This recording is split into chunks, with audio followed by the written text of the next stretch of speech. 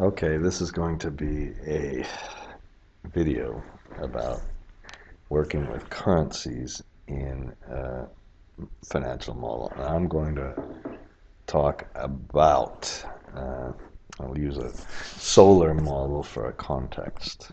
Okay. And the first thing we're going to do is set up, I know it sounds theoretical, and please, this is not purchasing power parity.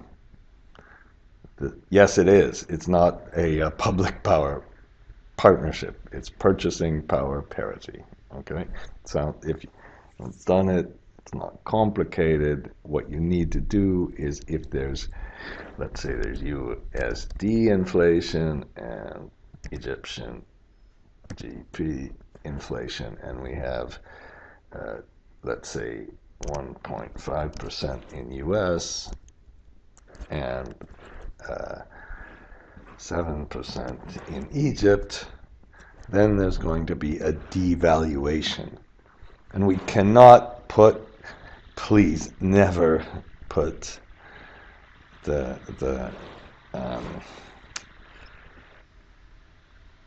a different inflation without having a corresponding exchange rate change. Now, let's go to the disk for a minute. Now, if we go to if you find this, now I know nobody ever looks at my downloading to Excel. So this is in chapter number 1 in data retrieval. And I thought I had something called get currencies. Now this might all blow up and I'll start squaring, but here let's say we want to convert and find what the Egyptian pound is. I have it here, EGP. Okay, that's 7.83. Now the way this works is it goes to a let's look at the macro for just a minute. Okay, it works by getting a URL, and once you find a URL, it finds some text, and what does it do? It puts it goes through and puts it in a new sheet, collects the text, and puts it back. You can look at this, okay? And I think I have another video on that anyway, so let's just read our currencies. Okay, and then what it should do is hopefully go and get all the latest currency data. So you can kind of have a collection of different currencies. Okay, it's just going through, and each time it's reading and converting, this time to AD. This is an application. This is a Brazilian real, then a Swiss franc, and where my mother's from, and Egyptian pound. Okay, so and then when it's finished, let me pause this. I'll let it finish. Okay. Okay, just to continue how it works, it goes through and it uses a match and index to find USD, and then you put in your other currency, and with the match and index, it goes down to here and just copies and pastes it, and then it brings it up to the top. Okay, now let's go back to our this one. Okay, and now I have to stop it in the middle. Am I recording now?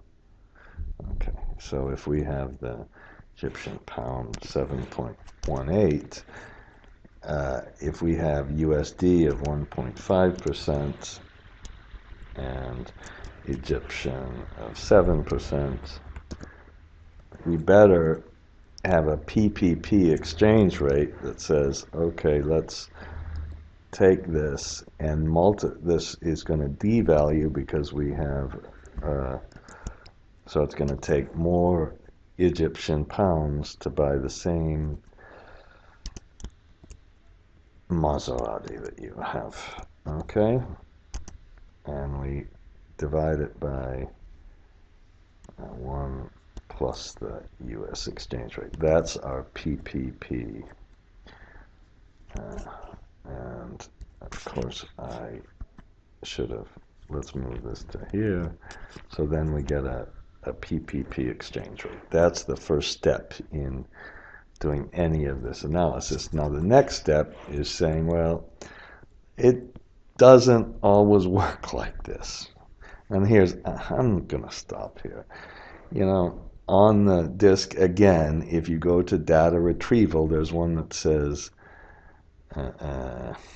actually, I put it in, where's my interest rates? The interest rates here, I think hopefully I put and this is just downloading from, this time it's downloading from the,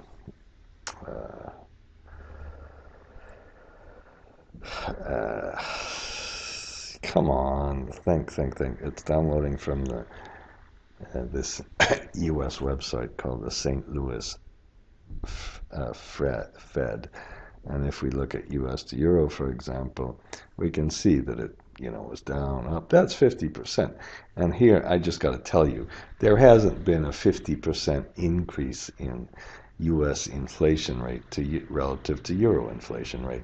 And this one, there wasn't a big, I guess this would be the inflation in Euro. This would be inflation in U.S. because it takes more U.S. to buy the same Euro. No, these exchange rates are kind of real exchange rates, and you can go through and see how to do all that kind of stuff.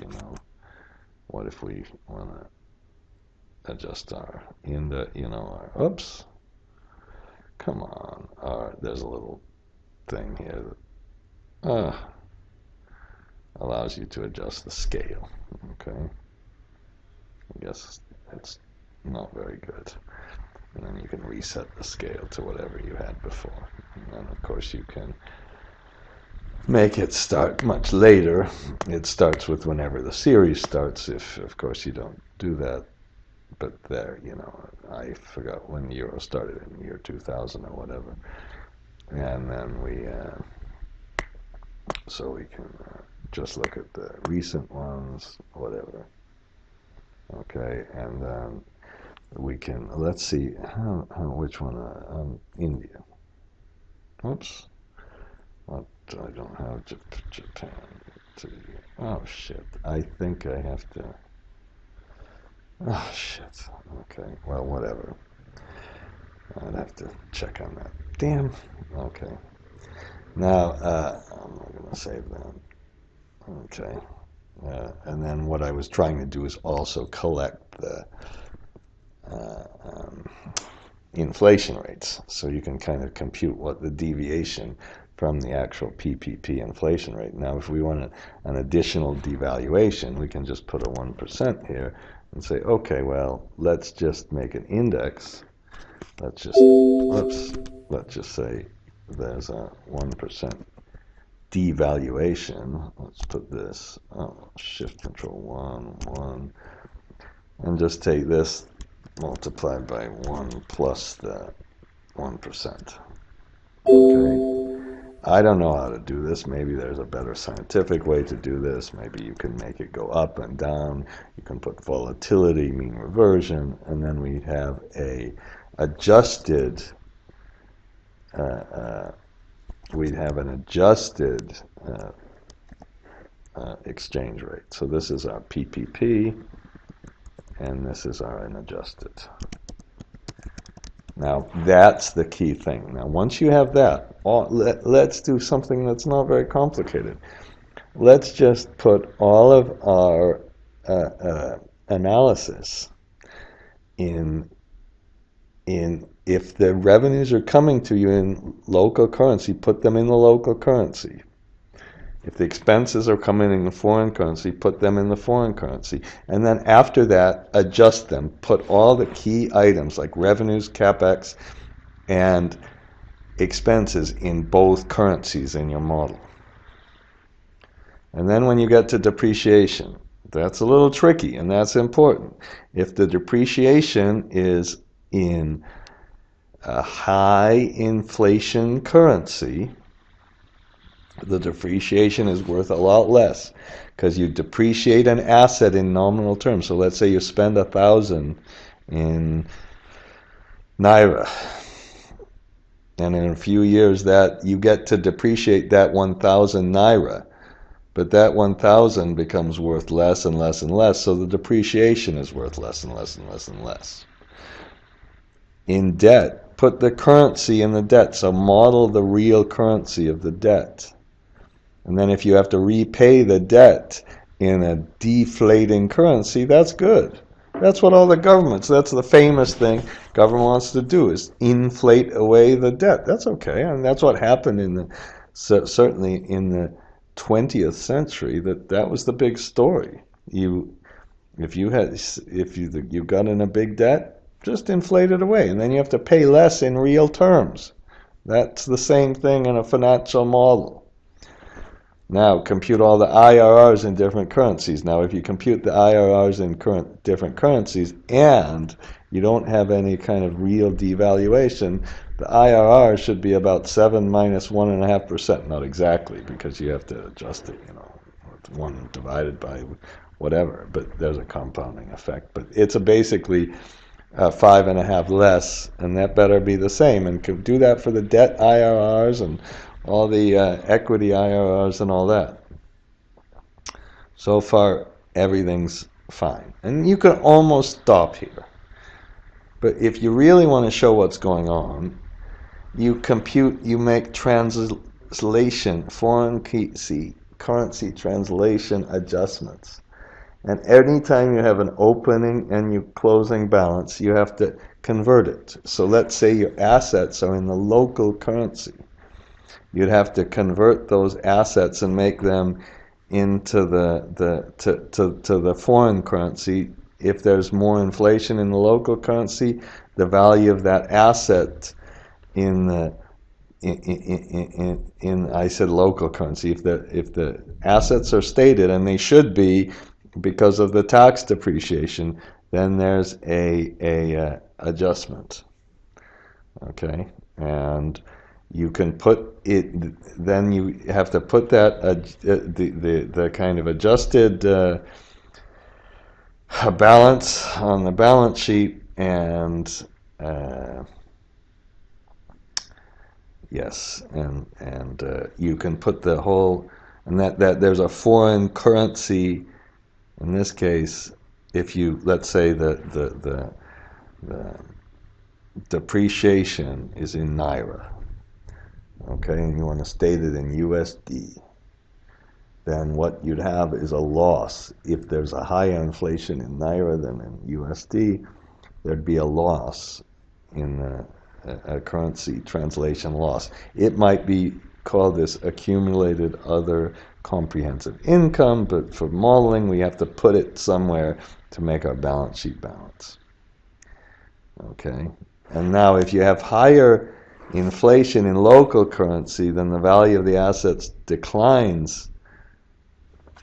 Then the value of the assets declines in foreign currency. Sorry. And the depreciation of the asset produces less and less of a tax shield. That's what I said. If there's, I shouldn't be showing this down here, I guess. If there's higher inflation in the local currency again, and the debt is stated in foreign currency, that means we haven't depreciated it away, and the liability increases. And when you put that debt on the balance sheet in the local currency, you're going to have to convert it from foreign to local. There's going to again be a loss. There's going to be a loss because you have to pay more. On the other hand, if we do it again, you have local currency debt and there's a whole lot of inflation. That's like you're a government that doesn't have to pay it back. There's a gain. So, you have to put this. There's a gain when you state it in terms of the foreign currency. Let's have a decrease in the liability. See, I always get this wrong. Yeah. Now, if you really want to do everything, you should, how about this, should make financial statements in both currencies. So let's try some of this, okay? All right, and okay, to try some of this, here's what we're going to do. We're going to make some scenarios. So in this model, I have a lot of scenarios. This model was taken originally from a model called sensitivity, solar sensitivity analysis. So we'll have different inflations. No, shit. Just a minute. Okay, I replaced the name local with and foreign, and you know, let's say we have let's say our first case, we can make one case. How about we'll make the last case just a basic case when we have 1.5% in both shift control, right arrow control R. And then let's make 1.5% in both cases. And we'll have a simple PPP exchange rate. That would be a very boring case because that would have no losses or gains. The IRRs would be the same in both currencies and everything would be just fine. Now, what we want to do is we want to put all of these, a little spinner box or drop down box for all of these. So why don't I do that with you? Okay, so we'll show you this. Okay, and how about we go to input range, you know, and of course you should go to a different sheet, back to this sheet, select all of the stuff, and go to a different sheet, and back to this sheet, and select the things. Okay. And it always does this. It gives you a 1. Don't worry about that. Let's make it a little more artistic by making it a little, you know, wider. Okay. And then we can copy this. Now, once you copy it, you know, this one is easy to change. This is number 50. And I don't know where to put this. Maybe we should have put it up here. Okay. So that's easy to change.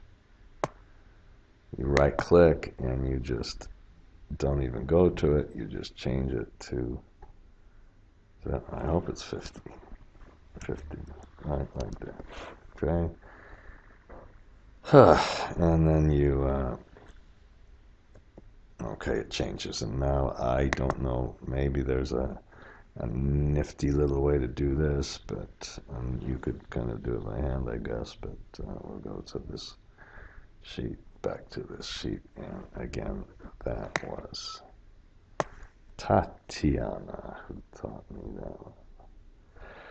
Okay, and we can copy it one more time. I shouldn't be wasting your time. Perhaps I will pause. Okay, so we have our exchange rates now. In the assumptions page, I would put where we got, you know, our little assumptions from. And here, all I did was pull over the bottom. Now, if you've ever made it through any of my videos, and if you're already here, you're probably one of the very few people who've done that. Now, if you do this, you go down here and you check these ones. This is all with the index function. That's what I was going to say. These are our little code numbers. Okay, and this is always with the index function. Okay, and whenever you have a drop-down box, really it's the brother of the index function.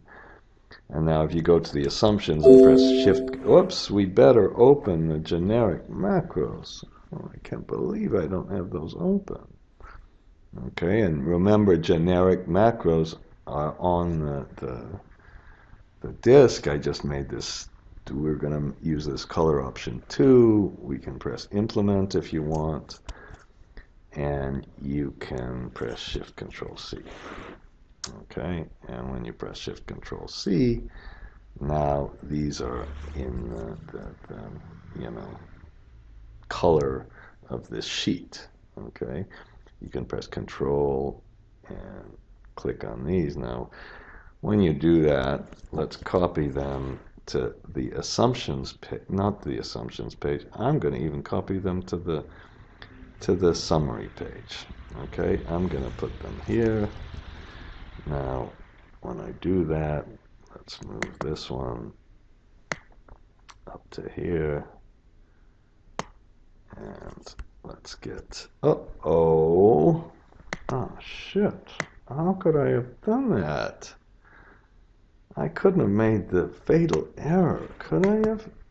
If I go to format control, yes! Oh no, I didn't use the windscreen wiper correctly. Okay, just fix that, and I also put a little bit of a different scenario here. We have a devaluation that goes up and down, and some devaluation that increases and then stops. Okay, there are all these different scenarios you could have. You could have appreciation, depreciation, and all of that. Okay, and then these are increments, and we'll just use the lookup function. And we could use lookup interpolate function, which would be a little bit better. But I didn't bother with that one because it should be easier. I should make a really, really, really easy way to get all this in. Okay, so we go to our kind of base sheet, and we can look at what happens. Now, if we look at this, here's the, I don't know, I think this equity IRR is really high, by the way. I'm going to put a circle around this, because this is the real equity IRR. Shift control 7, okay? And so if we just focus on that one, if we have a simple PPP exchange rate, and let's say that, what did I do? Just a minute, just a goddamn minute. So now I made the local inflation rate 1.5% and the foreign inflation, and let's put no devaluation. So let's use that scenario. When we use the local inflation rate of 1.5%, the foreign inflation of 1.5%, and a simple PPP exchange rate, the IRR should be the same in both currencies. Okay, and then if we, on the other hand, have a 1% devaluation, then it didn't have as much of an effect as I wanted to, and 1% appreciation, well, there's a difference. What about a mixed devaluation and appreciation, and all of these ones? I thought it would have a lot bigger of an effect, and it didn't. Let's, on the other hand, have a local inflation of 6%, then we get a much higher IRR in local currencies, and foreign, how about 0.5%? Then we get a much bigger difference. And then let's first start with a simple PPP. We can focus on our kind of a foreign one. And then if we have an appreciation, did it almost make no difference? I have to look at that. And if we have a devaluation, we should have a bigger effect. Huh. We'll have to look at this. Maybe I have to make more radical kind of assumptions. Okay, whatever. That's the idea. The idea is that if you're earning in one currency and you're paying in another, it should have somewhat of an effect. Okay, now let's just see some of the things I've done here. And let me see how we're going. We're on 25 minutes. So what I'm going to do is split this one into a couple of pieces. Okay. Now, if you, the very first thing you can do is after you've made all of your, timing things, and I've gone through timing things so often, I'm not going to, do that again. After you've gone through all your timing things, first thing to do is put in the local and foreign inflation, and you notice that that's done with why I have some kind of limit on the columns. I've got to review that macro. It just kind of colors the first column, but it shows it, at least it shows it came from the blue sheet. Okay, and then you put your initial exchange rate in, and then after you put your initial exchange rate in, there's our formula for the PPP exchange rate, which goes up by the local inflation, down by the foreign inflation. Okay, and I'm not going to put the other things in, and then we have the added devaluation of the local. Added devaluation of local. Okay, and then we have a final exchange rate, and we can compare this final exchange rate to the PPP exchange rate, and then we can do these both. And all of these things come, these little things, since they're blue, they come from this sheet because we just put these in. These are our inputs, so if we want to put different exchange rates, you can just put them here. All right, and then let's go to the very bottom and just make a graph of the two exchange rates, the regular PPP exchange rate and the adjusted one. So we'll put this here, and let's say I only want this graph because I've got a monthly in one, and I've got the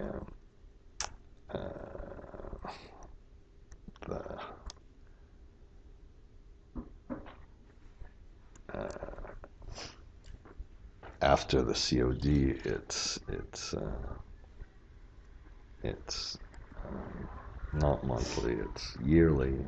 So we can put an if statement. If it's, how about not the pre-COD, then we'll take the date. But how about the ending date? Otherwise, we'll put an NA with an open and close bracket. Okay. Shift Control R should work now because I opened the generic macros, and then we have these, and this is here. Don't, of course, forget to put the I did that wrong. Just a minute. Shift Control 3. God damn it. This life period. Is there a operating life switch? There is. So I'm going to do it slightly different, and I'm going differently. And I'm going to, up here we have an operating phase. We'll use this one, okay? Okay, and we'll put the,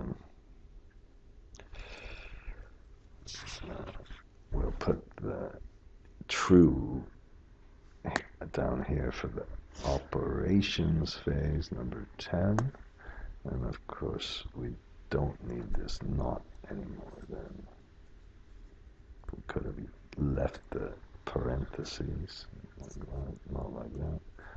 Okay, did I have it right? Shift Control R, and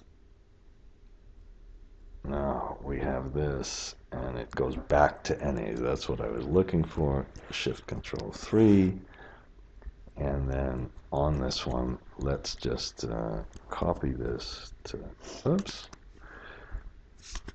just let's copy this to this one. Control D. Oh, no, that wasn't right. Copy this one to here. Oh, God. Shift Control 1, Shift Control R. I've also made a Shift Control D if, oops, no, that doesn't work with the video recording, so that's fine.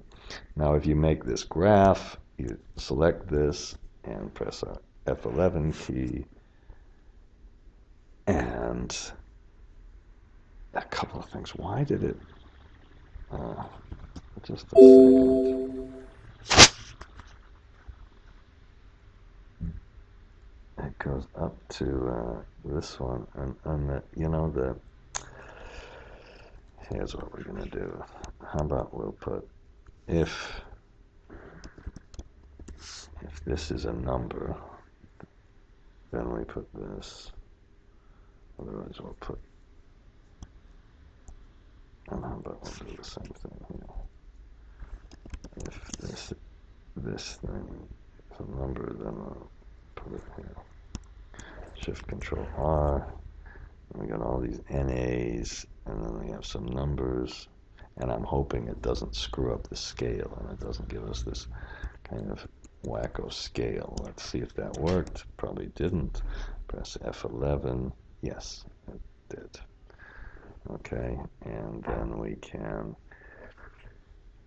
go to the kind of outside of it, right click, and move the chart and move it to the one that's called summary, and we can see kind of what's happening. Okay, I'm going to leave it here for just a minute, and if we, this is a devaluation, so here's the problem. This devaluation just didn't really make much of a difference. The 1%, I'm gonna have to look at our, let's look at our formula. Maybe it's a problem, and I'm gonna stop this video in just a minute. Let's make this one smaller. Okay, and here's our exchange rate, and eventually I'll move this down. Let's not worry about that while the video is on. Okay, and now let's go and go up to the top, you know, put the minus here. This was, of course, you select the area and then shift alternate right arrow to do one of those things. Okay, and right at the beginning we have our currency, and this one has no added devaluation, it looks like, so let's put a additional devaluation in here. Let's have it go to a 1% devaluation. And then when we do this, you know, this is this kind of formula where you have it on a monthly basis and then it goes to an annual basis, so you raise it to the power of the number of periods, and you make that adjustment. And I should have put a, see, I made this mistake on purpose just so we could all see.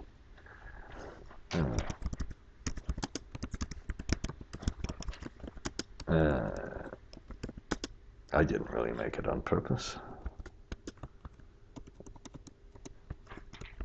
We should do an index. I think it's just, it's probably, I'm not going to get really philosophical about this, but it probably is generally a good idea to have this kind of index, you know, to avoid those kind of errors I just made. So then this one would be the base exchange rate, which is from the PPP, multiplied by the index, okay?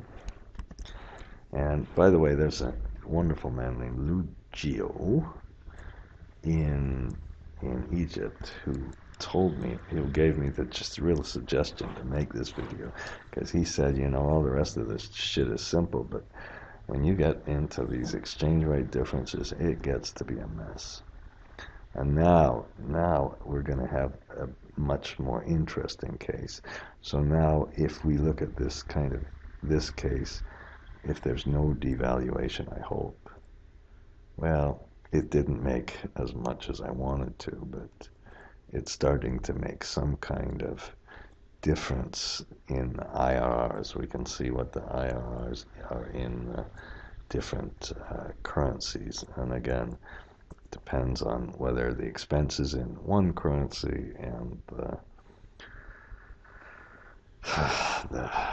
payments, the things you receive. And let's just review this one more time. It's a good idea to just go through and think about kind of where you actually get the money and where